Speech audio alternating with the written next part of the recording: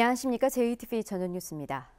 국민의당 안철수 대표와 바른정당 유승민 대표가 오늘 공동 통합 선언을 한 가운데 통합 반대파는 신당을 창당하기로 해 양측의 갈등이 커지고 있습니다. 안 대표와 유 대표는 개혁보수와 합리적 중도가 합쳐 구태정치와 결별하겠다면서 오늘 통합을 공식적으로 선언했습니다. 그러나 정동영, 유성엽 등 통합 반대파는 보수 패권의 야합에 불과한 통합 선언이라며 오는 28일 창당 준비위 발기인 대회를 열기로 해 전북에서도 국민의당과 바른정당 세력의 합종 연횡이 불가피해졌습니다. 김승환 교육감이 3선 출마를 선언하자 입지자들의 움직임이 빨라지는 등 교육감 선거 구도가 가속화되고 있습니다. 김승환 교육감은 지난 11일 열린 신년 기자회견에서 예상보다 빨리 3선 도전을 공식화했으며 황호진 전 전북 부교육감과 유광찬 전 전주교대 총장도 기자회견을 열고 교육감 출마를 선언했습니다. 서거석 전 전북대 총장과 이미영 전 대통령 자문교육혁신위원회 전문위원은 오는 20일 출판 기념회를 열고 사실상 출마의 변을 밝힐 계획입니다.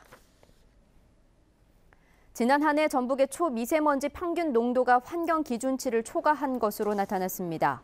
전북보건환경연구원이 분석한 결과 지난해 초미세먼지 평균 농도는 1세제곱미터당 28 마이크로그램으로 기준치인 25 마이크로그램을 웃돌았습니다. 초미세먼지는 머리카락보다 작은 크기로 세계보건기구는 1급 발암물질로 규정하고 있습니다. 전라북도가 올해 태양광 발전시설 설치 지원을 크게 늘립니다. 전라북도는 올해 공공시설과 민간주택에 태양광 발전시설을 설치하는데 지난해보다 74% 늘어난 138억 원을 지원하기로 했습니다. 이에 따라 지난해보다 단독주택은 61% 늘어난 800가구, 공동주택은 3.5배 늘어난 1,720가구에 태양광 발전시설이 설치될 것으로 예상됩니다. 전라북도가 어린이집 보육 공백을 줄이기 위해 파견 대체교사 인원을 늘립니다. 전라북도는 보육교사가 휴가나 교육 등으로 자리를 비우는 어린이집에 파견할 대체교사를 지난해보다 2배 많은 89명을 확보해 어린이집의 인력난을 덜어주기로 했습니다. 대체교사 파견 기간은 최대 15일까지입니다.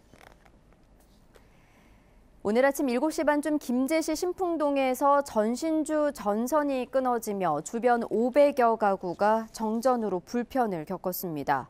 전기는 1시간 20여 분 만인 오전 9시경에 복구됐습니다. 한국전력 측은 전선에 앉아있던 까마귀떼가 한꺼번에 날아가면서 반동을 이기지 못해 전선이 끊긴 것으로 보인다며 정확한 경위를 조사하고 있다고 밝혔습니다. 오늘은 부안과 익산, 군산 등 7개 권역에 미세먼지 주의보가 내려지는 등 미세먼지가 기승을 부렸습니다.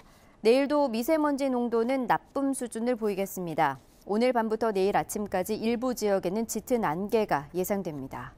내일 아침 기온은 영하 8도에서 영하 3도로 오늘보다 7, 8도가량 크게 떨어지겠습니다.